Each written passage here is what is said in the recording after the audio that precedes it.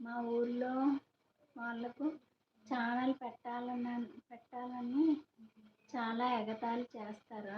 అదొకటి ఉంటుందిలేండి. బతకనివ్వరు, చావనివ్వరు అన్నట్టు ఎవరైనా చూస్తే బతకలేరు నిజంగాన. చెడిపోతే చూస్తారు, చెడిపోతే అందరూ మాట్లాడుకునేలే. బాగుపడితే మాత్రం చూసిన వాళ్ళు ఎవరు ఉండరు.